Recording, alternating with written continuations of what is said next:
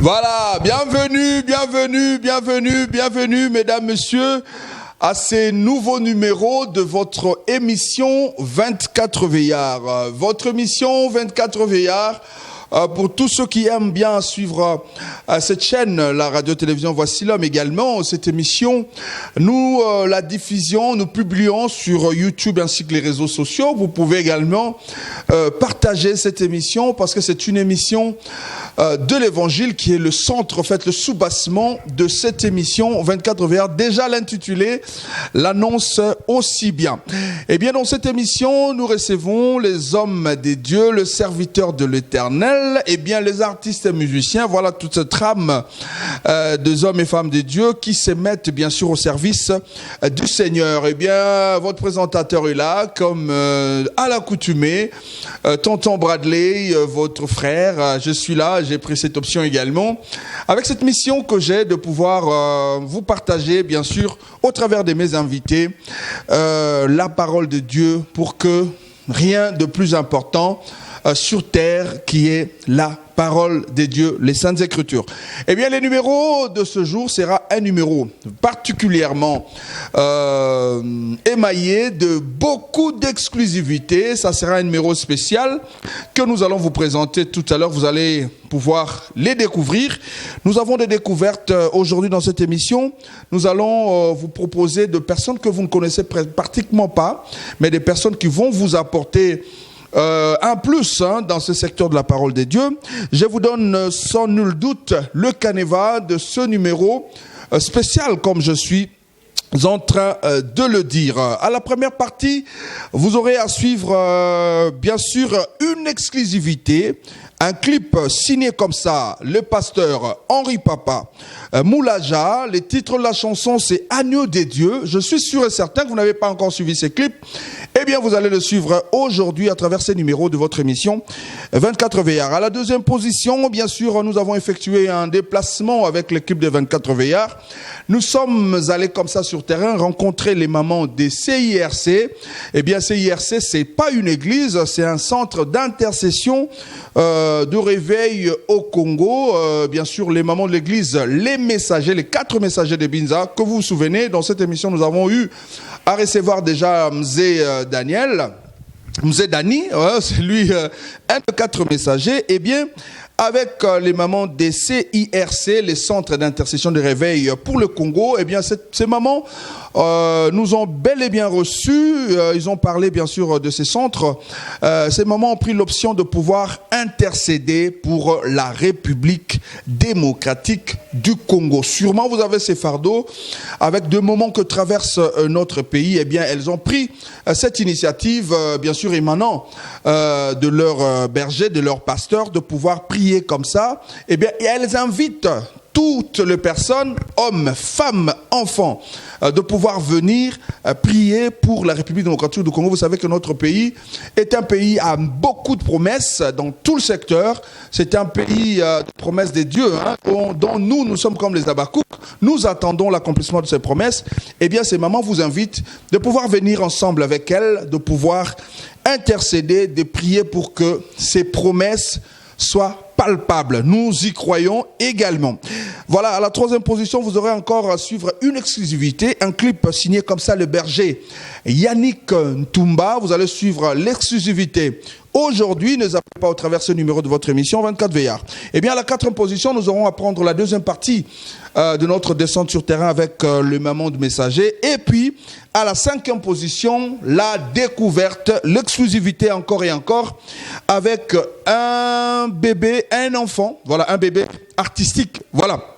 Un enfant, il s'appelle comme ça Bébé Hardy. Vous aurez à suivre le clip, vous aurez à suivre le timbre vocal de ce nouveau-né, bien sûr, dans le monde artistique du gospel. Nous allons vous le faire découvrir tout à l'heure.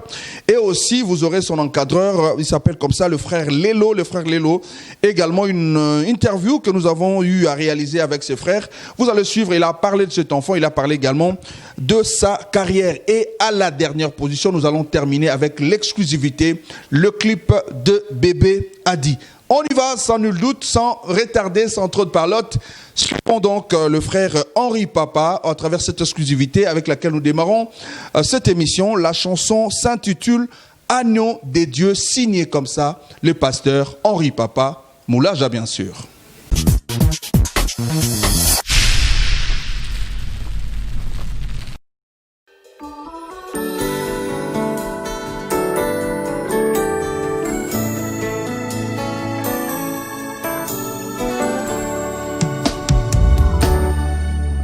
C'est lui qui a vaincu la mort. Jésus, l'agneau de Dieu.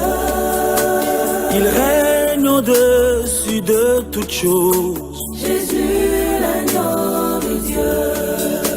C'est lui qui a vaincu la mort. Jésus, l'agneau de Dieu. Il règne au-dessus de toutes choses. Jésus, l'agneau de Dieu. Son nom est élevé au-dessus de tous les noms. Jésus, l'agneau de Dieu, qui ôte tous mes péchés. oh, son nom Est élevé au-dessus de tous les noms.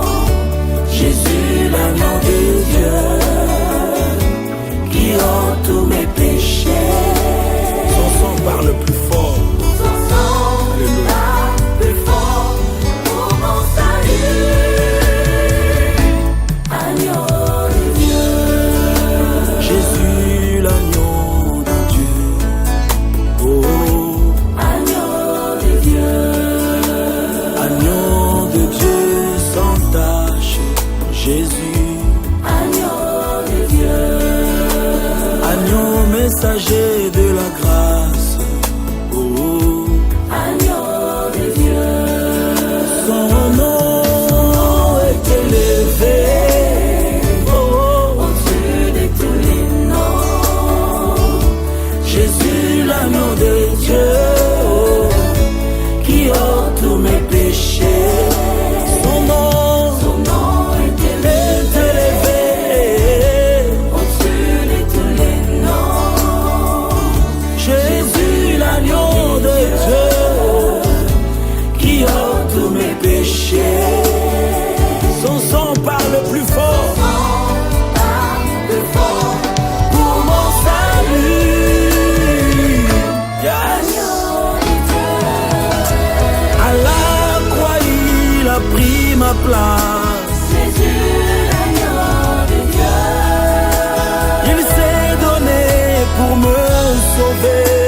Jésus, l'agneau de Dieu.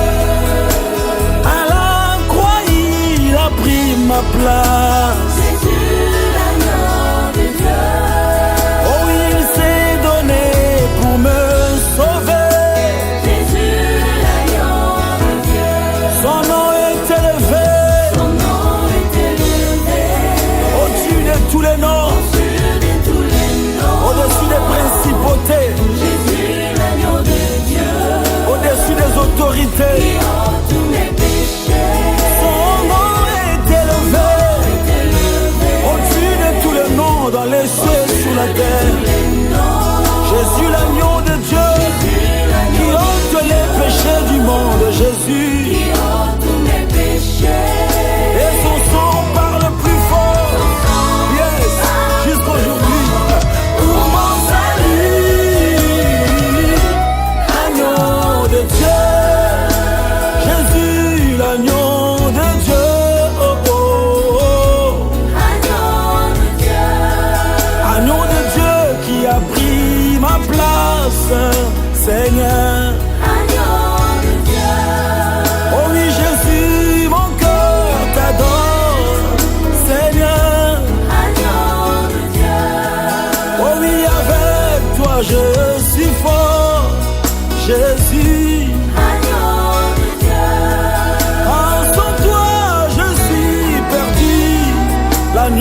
Dieu, oh, oh. Entends mon cœur qui bat pour toi, agneau de Dieu. Ah Jésus, mon âme te cherche. Agneau de Dieu qui a changé ma vie. Jésus, agneau de Dieu.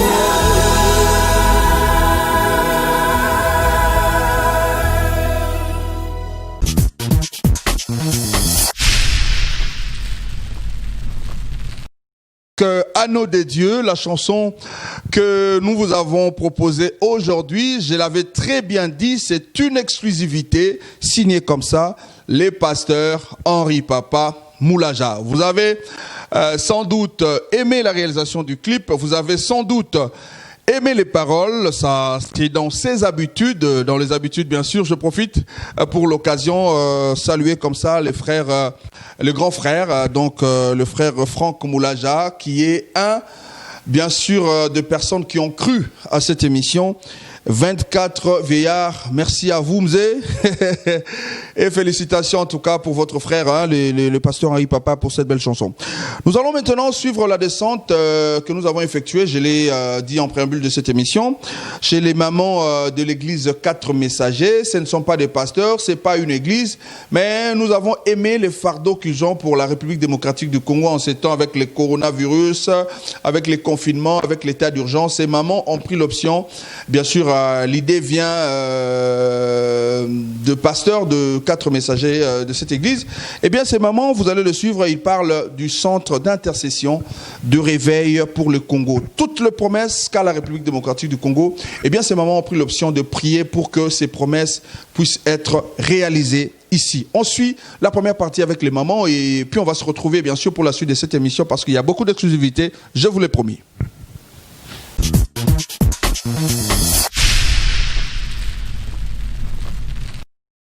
Centre d'intercession de réveil du Congo, les alliés moko ba 4 messagers musée Dani msumota ki na ngo ko uta na mukila ba pa bisika kende kenzamba ba ki na ye azonga na Congo pona makambo etali lo sambo na Congo nde yango na a partir ya vision na ye biso ba ma messager to koti na kati nango yango to zali ko sambela po ete mboka oyo zali mboka bilaka senge to bonde pona bilaka ko bisa bilaka ne ko kisama na kati na biso différence ezali eza église te eza ko benga mutu nyonso azali congolais oyo ayebi ke mboka oyo ezali mboka na ye babi foto sambela pona mboka na biso po ete héritage mosusu toza nango te kaka mabele oyo nzambe apesi biso mutu na mutu neteni na ye alors senge to sambela pona yango po ete mwa mikakatano mike ezali nzambe asunga biso komisa ke elongwa foto sambela mboka eza bien parce que toza na Yesu. Soki Yesu azalaki te mboka eza mabe. Toza na kati ya confinement na Yesu na biso donc toza bien. Centre d'intercession wana eza église te papa. Po soki ezalaki église biso tokoki kobima te parce que toza ba pasteur te. Mais toza kaka ba servante na kati na centre wana. Tozali koya kolobela parce que centre wana esangisi religion moko te. Esangisi ba religion ebele. Mutu nyonso oyo azali na kati na mboka ya Congo, même bapaya o bazo vivre na kati ya mboka ya Congo bazali penza intéressé na kati neloko wana parce que il faut babondela pona mboka o bazo vanda biso pe bakolo mboka il faut to bondela pona mboka na biso parce que ezali héritage na biso toza na mboka mususu te papa esengeli to bondela po mboka oyo ezala malamu na biso ezo dépendre na malamu ya mboka soki mboka na biso eza malamu te biso pe toza malamu te preuve en est que virus yango ya corona ezotambola awa biso nyonso tozolela tokomi ko banga papa journaliste azobanga mama Christine akomi ko banga papa cameraman donc ezaka ka problème donc soki eloko wana ezalaki te tokotambola malamu yango wana tolobi ke na kati na centre intercession wana to benga ka mutu nyonso ozala congolais te congolaise ou non congolaise biso nyonso toza na kati ya centre wana ko bondela pona tina na mboka na biso bolamu ya mboka ezala malamu bongo ilo ni tokoluka na minute oyo esengeli mboka na biso ezala malamu tangu mboka ezala malamu biso pe tokozala malamu papa kuna tosala ka bonganga te po topesa condition epai na nzambe abengaka yaka kaka soki yo yoki kaka mbela wana oye esili oza mwana nzambe ndenge moko pepa ina biso kuna to pesa ka condition moko te sauf ka adresse kaka nde to pesa ka esili soko komi wana kaka yo moko oye okomona kaka ke aucune condition ba pesa condition poane yo za déjà mwana nzambe tango ndimi déjà ke na kei si ko ndimi Yesu déjà okoya okobondela librement loko le pa ina yo. Les églises ils ont centre d'intercession pour le réveil du Congo. Ça veut dire que dans le centre d'intercession, nous venons prier plus pour le Congo, pour la mboka na biso, pour la famille na biso, pour l'école na biso, pour la mboka na biso, ndeto kenda ko bondela. De sorte que ba promesse nyonso onzambe aloba liko na Congo. Bola nyonso onzambe aloba liko na mboka na biso ekokisama. Et puis kimia epesama na mboka na biso. C'est pour cela chaque vendredi tozala kawana pour na rebondela. Donc to bondela eza église te, eza centre d'intercession. Condition ezate. Pas na biso condition ezala raté, eza na ngonda ku ya nganga te, pour pesa condition avant ko ta folongola ma papa. Non. Biso condition ezate, biso condition na biso ezala kaka adresse. Tokuta na ka na Sanef, na Sénafor, en face à parking à Grand Hôtel chaque vendredi à 16h30 to bandi jusqu'à 19h. Bon, na ba confinement oyo tozo zela que mesure et longwa. Comme ça tozonga. À chaque fois to lobaka to pesa adresse sur yango, mais je suis sûr que tant ba confinement mo ekolongwa, ma kamio so ba mesure ekolongwa. Nous allons encore rentrer pour un peu ça que to za place tel to sambela kamikolonyo so condition yango wana kaka. Totalaka kolanda ndenge nzambe aloba pona mboka mais tozomona ke parmi ba makambo nzambe aloba tomoni basini na Congo ezali yango nde pesa biso makasi tokende susu kosambela nakozwa kaka ata mibale to misato nzambe aprometa mboka na biso mboka munene Congo ezali mboka ezokende na grande puissance. Oh, peut-être bato bazo kanisa ke tozo ke na sima to ke na simate to ke ndi boso. Parmi ba message ya ba 4 messagers ngana kange lokomoko. Oh nzamba alobaki na ba 4 messagers. Alobi na bango ete avana sa na Congo akolongola mbuma mabe nyonso. Congo ezali réserve ya nzambe. Webi nzambe po apesa bato apesa ba égyptien kita akotsa nzala partout. Hein? Partout nzale koti. Ta nzale zo kota na Égypte bazolo na masango. Zo mona réserve. De Congo aza na réserve moko boye ya nkita. Ya mai ndenge zoloba ya zamba na biso. Tangu bisika mususu kufezo kota ndabazo bisa ba matière précieuse na Kisasa na Congo. Au moins na terre. Chaque fois matière bobimi. Matière bobi. Oh. Mais ndeni koto matière ezobima, côté kuna nkitezo kita. Faut moi déjà que réserve boko za koto. Hein, ça dit que biloko boko ezoba koto e ko sala lobby ya Congo. Ponzamba lobaki ke na mboka na bino ba minéraux malokola ndunda. Ndunda. Peut-être que mona kezo malokola ndunda. Et puis yango ndezo sala ke monde etambola.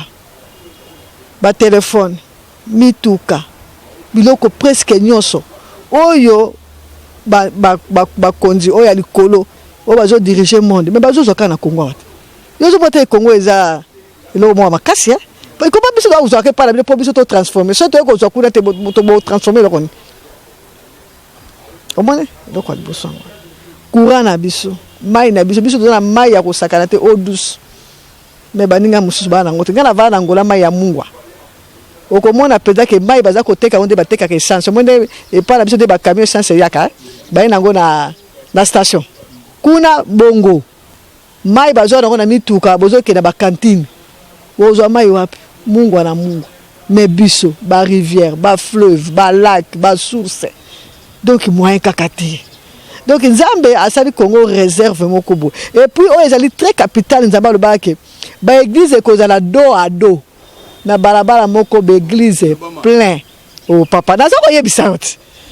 tobi ke biso toza nango tozo tala ba église phare à phare puisqu'il faut Congo adorer l'unique Dieu Yeshua HaMashiach ndozo monelo kozo sale za babaka ba chaîne oh leo les kaka RTN ça pambe ko za le belé et ko banaka ko bana ba chaîne chrétienne biso tozo yango nyonso wana non ezali déjà ba archive ezali ba tata la biso bazana yango ba 4 messagers bazana yango donc biloko nyonso to biso to landela surtout ngana landela ka nyonso daba ka vasa na Congo économie ko quoi puisque Congo ko za la source yango moni ezokweya peut-être Congo ko bana ko kaba Congo nda ko tombola économie mondiale yango na bike biso to bondela ka non to bonda peut biso to zo bonda parce que to yebi bilaka na nzambe yango ni photo zonga to sambe ba porte na bisaki bango ke da ko soki ngana ke mission ezali boy bon ba kene ko sambe yango moli mo santo akitaki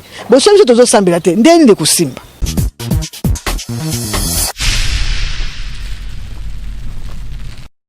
Que ce ne sont pas des pasteurs, ce n'est pas une église, ce sont bien sûr de fidèles, ce sont des servants de l'Éternel.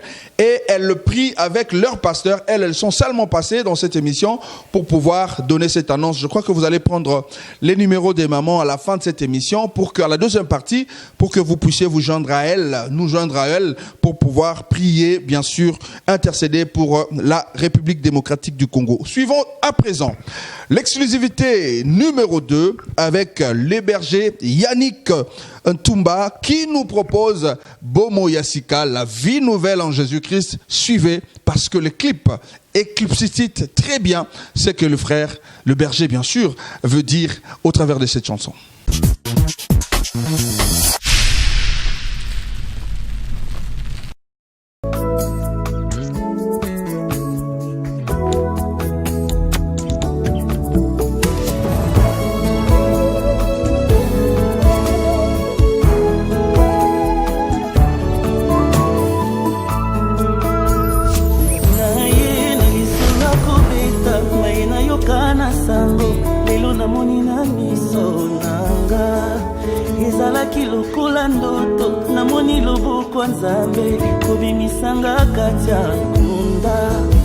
Je n'arrive à imaginer qu'une vie dans le désespoir. Zamba Pogno Salelanga. Passé Nangetonda, ba blessure, j'étais trahi par les miens. Jésus m'a tendu sa main. Nanyako Kiko imaginer Moto Azangitina. Babenga Yeli Konzi ya famille. Bazala Kyokendo Kuna. Ngaliba Kumalamu. Makutani na Yesu nanzela Libanga oyo babwakaki Lelo yango nde Ekomi kondia lobango Alambolinga soni Asilisi pasi Akokiselinga bilaka Asalaki ebembe Atandinga loboko Nazibomo ya sika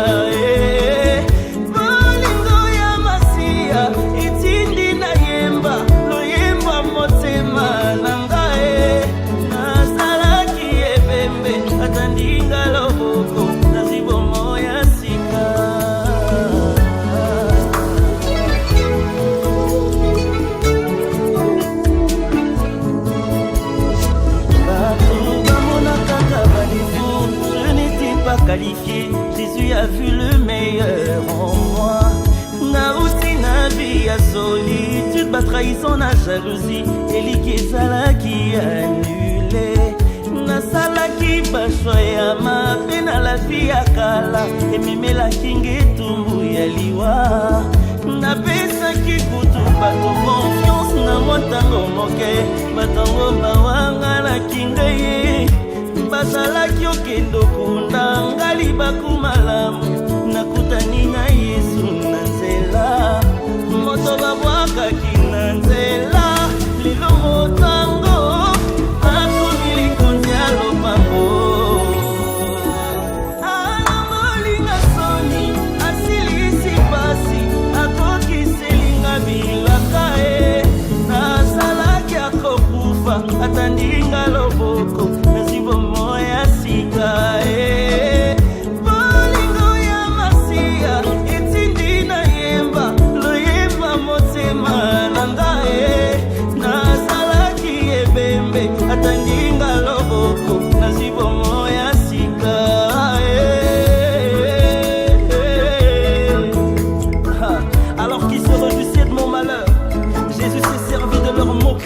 les convier tous à assister à ma résurrection.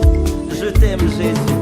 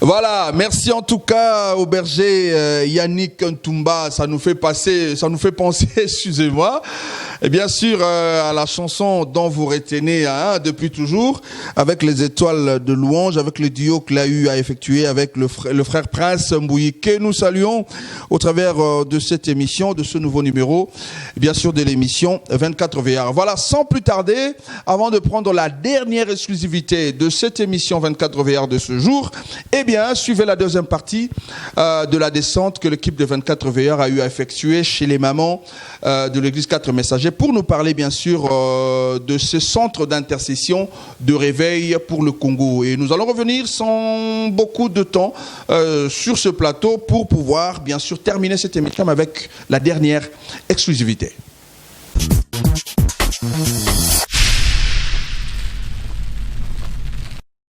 Makambo nyonso oyo papa nanga po ekokisama ifo libondeli moko na moko azonga na makolo ya Nzambe moko na moko andima ke Nzambe azali Nzambe alobaka pe makambo oyo aloba certainement ndenge loba mina Abakuk ekokokisama soki kaka totile osambo na biso liboso yebake nyonso ekokokisama basi deja ya accomplissement izali ya makambo wana biso tozomona ngo deja tozo le bango te parce que to moni yango mais to yokango le londe tozo mona yango tozo mona que réellement ba 4 messagers Nzambe apona bango atinda bango pe apesa bango maloba wana yango lelo ezokene na kokokisama na kati na mboka na biso mais même politique wana Nzambe alobela ngo ke bouleversement politique ekozala financière ekozala na domaine nyonso spirituel pe ekozala ba oyo po babandaki na Nzambe lelo batiki Nzambe bakena makambo mususu elo bama pe bongo bouleversement nyonso yango wana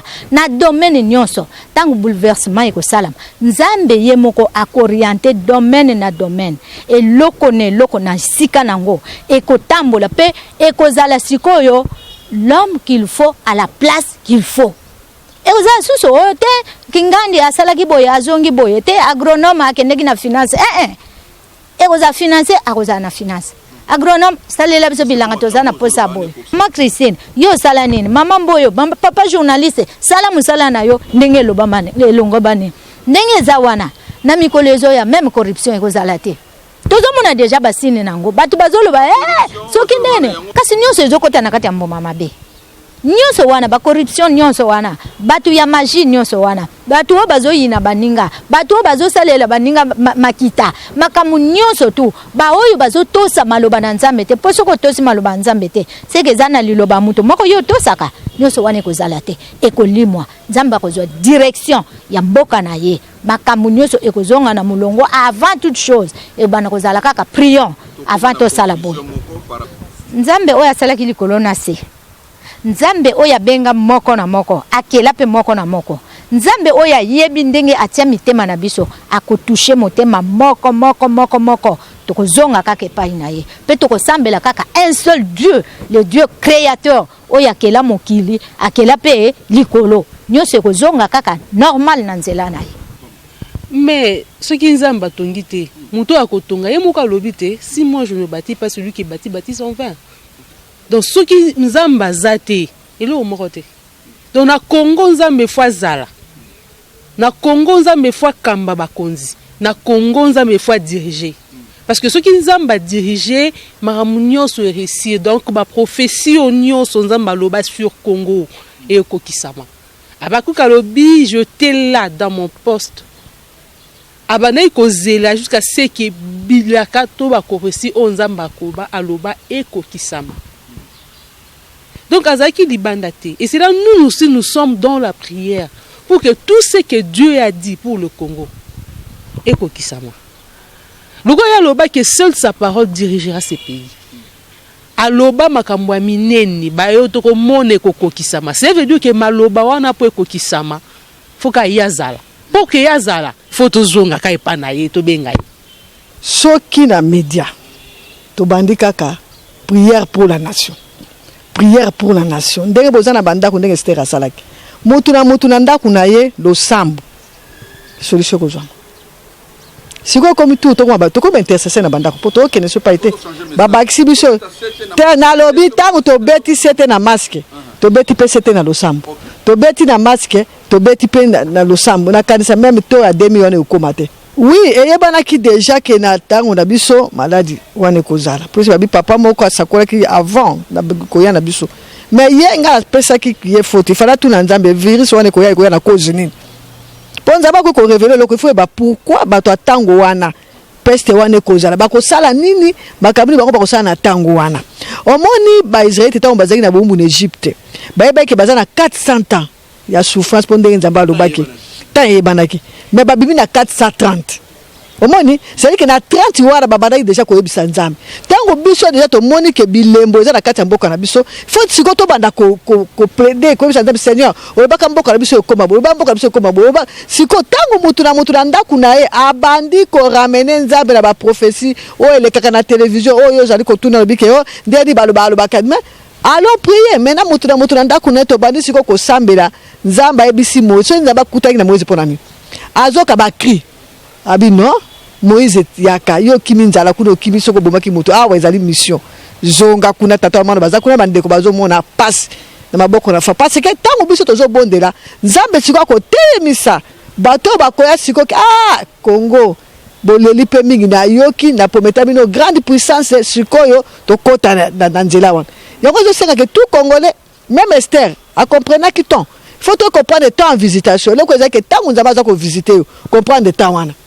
Le quoi to comme na ta visitation na mboka na biso il faut to comprendre comme na ta ngo sikoyo biso siko to bondela puisque nzambe akitisa lisusu nguya makasa pesa lisusu mayele lisusu ndento ko tambola mais ceux qui toujours comprendre ta visitation te ekoleka biso ya kwa biso bakike il faut to sambela pour ta visitation le kate to za ko ta makaba 4 messager to ta pende nzamba azoko kisa to bi non ouais comme ta visitation mais il faut to bondela pour za baki na ko kwese économie mondiale ka pour Congo emaka bandeko bakanga ke Yesu azali alingi biso akosala makambo oyo alaka na kati na mboka na biso akokokisa ngo pe tokomona ngo tokopalpe ngo pe tokotatola kombo na Yesu oyebi tangu musée akoti eza parenthèse na fongoli moke musée Laurent tangu akoti na Kinshasa nanu akoti te makelele na ye déjà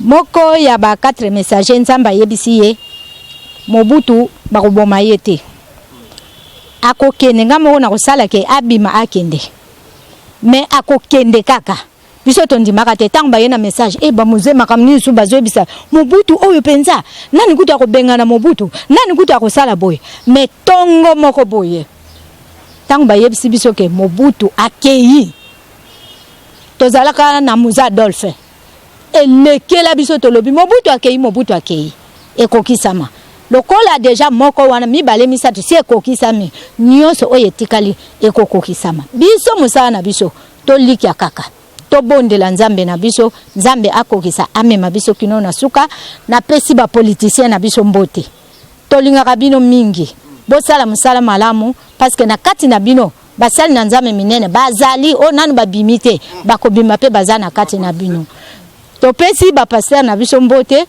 topesi mzee Dani na mama mbote mzee Pierre na dada Nies mbote mzee Adolphe na mama Mado mbote mzee Albert na majetu topesi bino mbote tolingi bino toza bana na bino merci 082 00 81 595 na bandeli 082 00 81 595 soko ozwi biso obengi biso ozwa biso.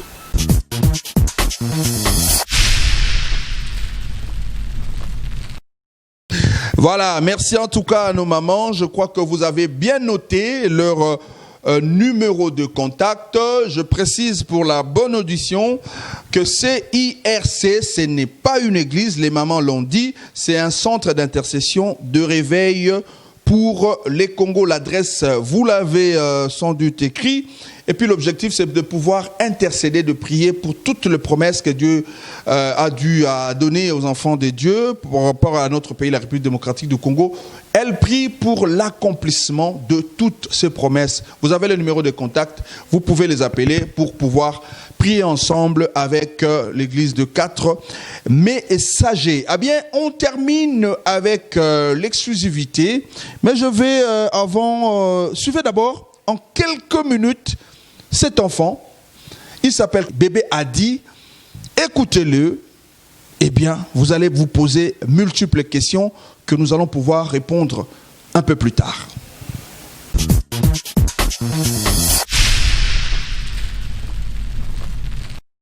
Zalelo poza omoni pechwana omoni kuna poza pechwana yemba fort comme on est Bébé Adi. Ah, c'est vrai ça. Oui, bon, ça va. Tout pour ça. Oui, tout comme ça. Bon, Kadima est base. Bon, bêta na rythmique to raina.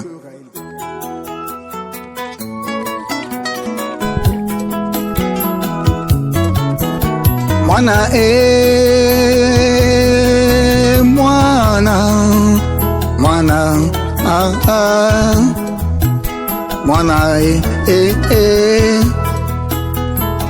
ona ninyo zali salite boy ona ninyo lingi olala na libanda mwana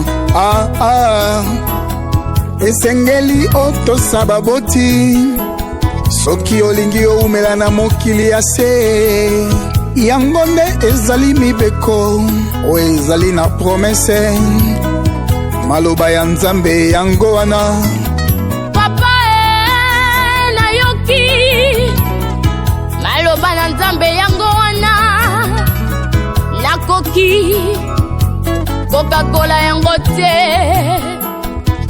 kasi yeba ete mama nanga akufi papa bali mwasi mosusu babengi ngai ndoki babengani nga na ndako tala lelo yo na se retrouve na balabala kolia nanga pasi esengeli nasenga to nayiba mpona pasi nalingi nakola na ndako natanga mpolobi nakoma pe moto kasi nani akosunga ngai bandekwe kasi nani akoyoka kolela na ngai tala lelo yo babengi nga enfant de la rue au lieu de l'enfant de la rue qui commence à donner naissance aux enfants de la rue papa yeba ete baloba na nzambe pe lobi ete baboti bopesa bana na bino kanda te opesa bana na bino pasi te maloba na nzambe pe yango wana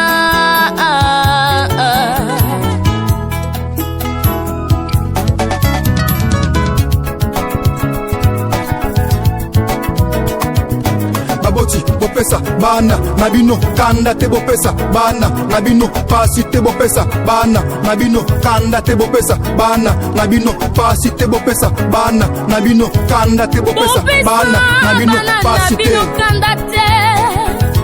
bopesa bana nabino pasi te botika bana mikeba ya epai na ngai Yesu po bakonza likolo ebongi na baoyo bazali lokola bango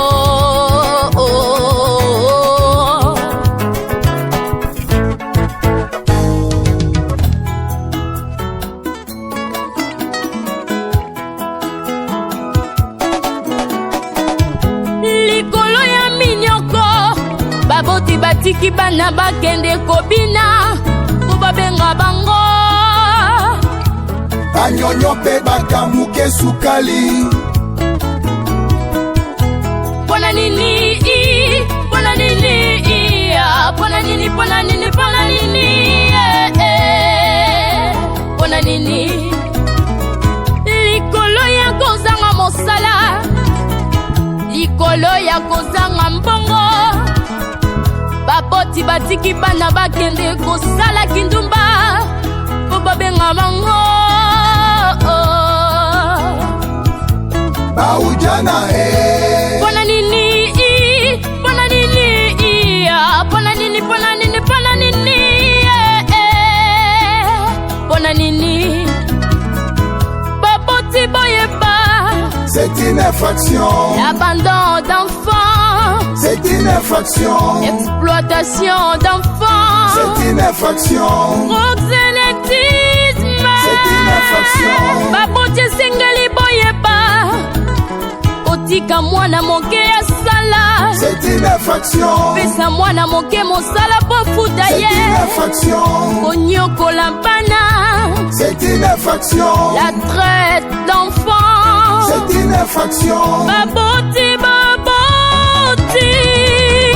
bopesa bana nabino kanda te bopesa bana nabino pasi te bopesa bana nabino kanda te bopesa bana nabino pasi te bopesa bana nabino kanda te bopesa bana nabino pasi te kanda te bopesa bana nabino pasi te bazali pe bando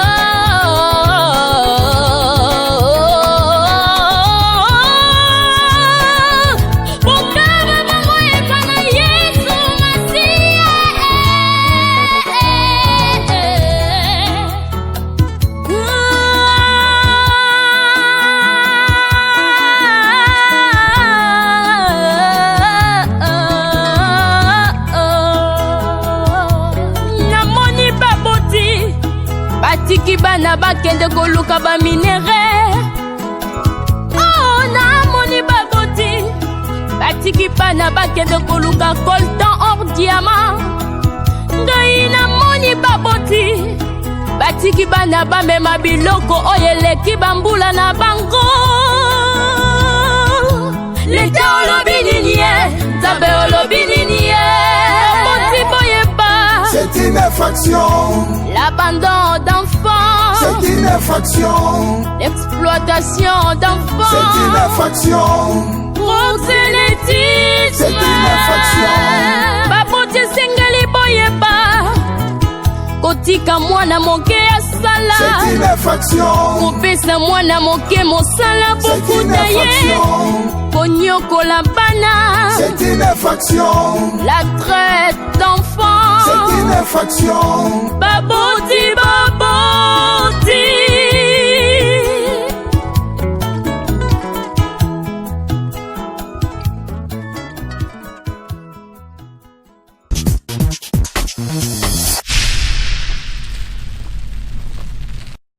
Merci en tout cas, c'était la dernière exclusivité de cette émission 24 Veillard. Il s'appelle comme ça Bébé Adi. Écrivez quelque part le nom de cet enfant. Dans les années qui vont suivre, je suis sûr et certain, vous allez remercier tonton Bradley dit 24 Veillard pour vous avoir proposé, bien sûr, cette exclusivité Bébé Adi. Mais Bébé Adi n'est pas sorti tout seul. Il y a eu un frère, un artiste musicien, il s'appelle le frère Lelo.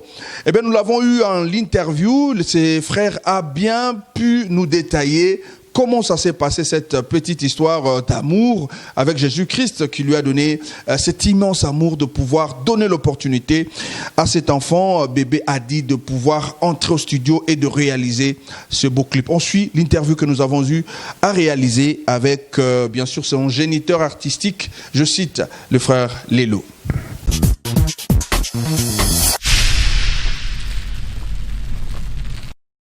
Bon, Ngai, frère Lelo de Jésus. Donc, je suis serviteur de Dieu et artiste et musicien chrétien. Toutefois, Nzambatie Katinae Badon Moko, tout ça qui est mission Moko quelque part dans une chaîne, donc en place.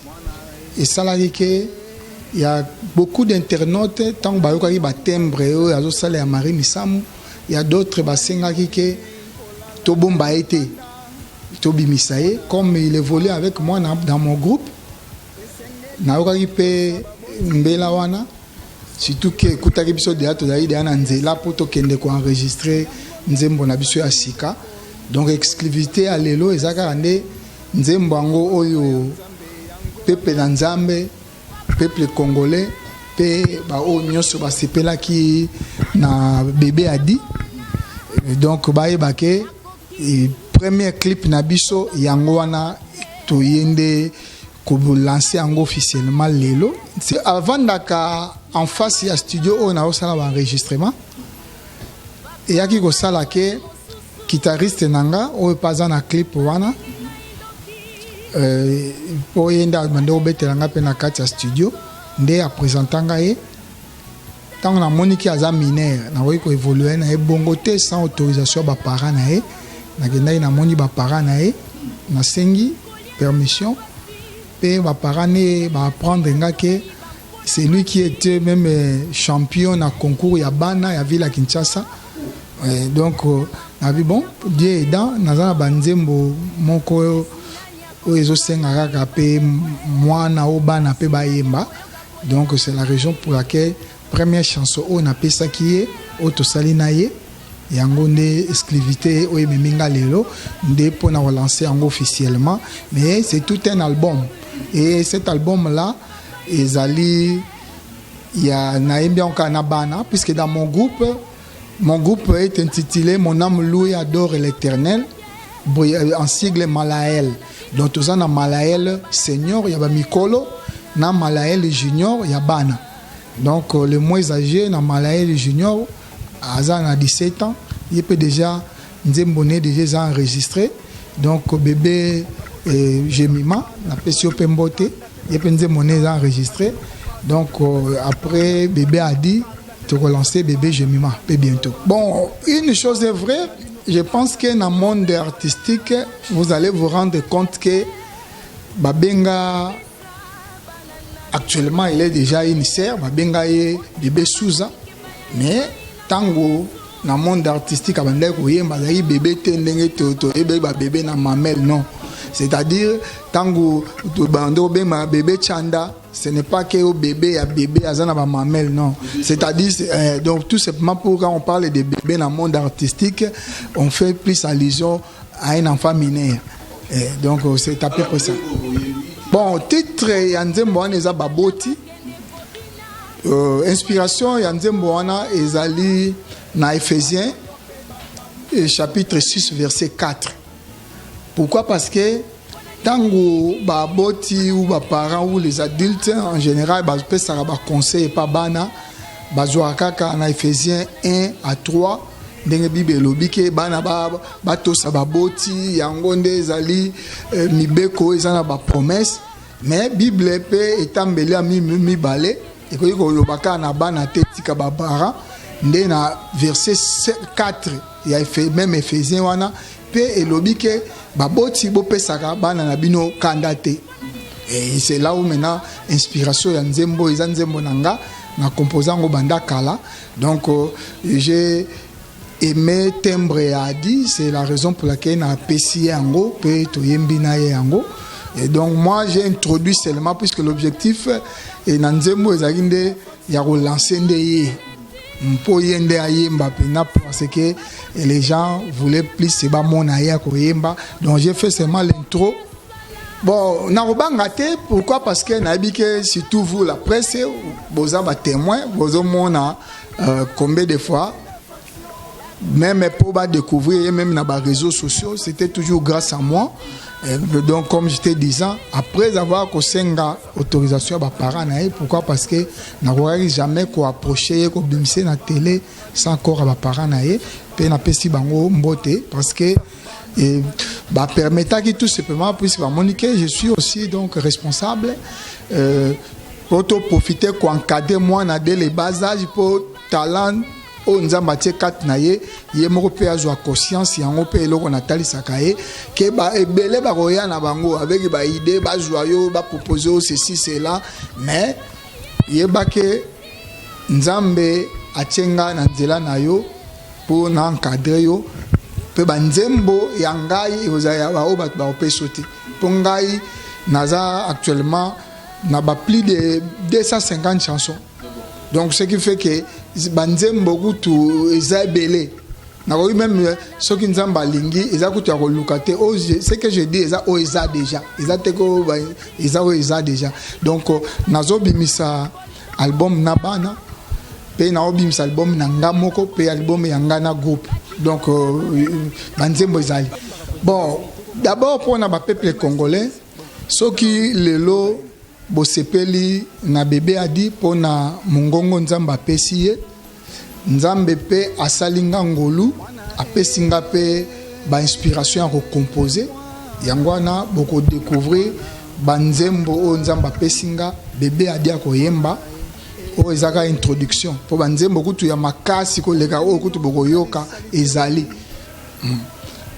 Donc conseil pour na peuple congolais en général peuple dédié bo amboye été je vous en prie et un peu bo excusez pour na terme pourquoi? Parce que azana mwana so bozo sepela naye tant beaucoup approcher bo le kanzela nanga pourquoi? Parce que to sa musala nzambe bo le kanzela nanga po toyeba na bino na bisoko ko encadrer ayeba kokola na likabo donc ça dit ko amboye été ko benga individuellement pe bébé a dit oyebi que yango pe conseil na pesa kayo tous les jours. Pourquoi? Parce que Bible est clair monde tozo ko vivre quand même que biso ba Christ tozo dans le monde mais tozo dans monde oté monde Bible est clair est dirigé par les diables. Bible est tal sa biso na Jean 10:10 yé mission na yé diable est pour na roya ko détruire et tout consort. C'est-à-dire tant au moins ba bando bendo de gauche à droite yo kantim batunyo so ba luka ba sepelano eza pour na pe ko sepelano te bamsu ba sepelana yo pe ba rozala pe ba ko sepelana pour ressentir pe na ba fui na bango ndenge ba ko ya ba port na bango ke ba sepelana yo. Mais attention bamsu pe a diable pe ba luka ka ba s'infiltrer po ba luka pe ba détruire yo. Merci beaucoup. Numéro nanga contact d'ailleurs eza pe même numéro le kana ba clip nanga eza 089 93 15 402 089 93 15 402. C'est moi qui vous remercie surtout.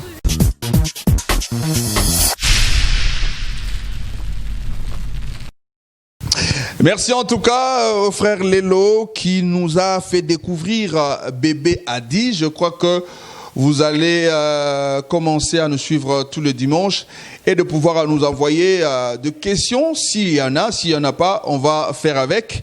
Mais vous avez découvert donc bébé Adi, c'est comme ça qu'il s'appelle. Merci également au frère Lelo. Nous allons voir prochainement comment réaliser un numéro tout entier, une édition spéciale signée bébé Adi. On va la faire découvrir, bien sûr, cet artiste aux multiples téléspectateurs qui suivent donc cette émission 24 VR. Le numéro prochain peut-être, si Dieu nous prête vie et nous donne encore beaucoup de courage, nous allons donc réaliser un numéro avec le frère Adi. Aujourd'hui, c'était juste un passage, une interview, mais nous allons réaliser un numéro avec le frère Lélo qui va encore nous présenter bébé Adi. Voilà, c'est la fin de cette émission 24 Veillards. Nous avons eu à vous proposer l'exclusivité du clip de notre frère Henri Papa. Le clip, c'est Anneau des Dieux. Vous l'avez suivi en début de cette émission. Et puis, nous avons eu ce numéro avec le maman de CIRC. CIRC, c'est Centre d'intercession de réveil pour le Congo. C'est mamans qui appartiennent à l'église de 4 messagers. Et puis, il y a eu l'exclusivité de frère le berger Yannick Ntumba. Et nous sommes passés, bien sûr, avec la découverte du frère Adi pour ce dernier numéro. Merci en tout cas à tous les abonnés de cette émission 24 Veillards. Suivez cette émission en rediffusion tout le mercredi à partir de 20h30 sur la RTVH et aussi sur YouTube, tapez Totato la télévision et vous aurez à suivre encore cette émission. Merci à vous et que Dieu nous prête vie s'il le voudra. Je suis sûr qu'il va le vouloir. On se retrouve donc au numéro prochain. En tout cas, prenez bien soin de vous. Que Dieu vous bénisse.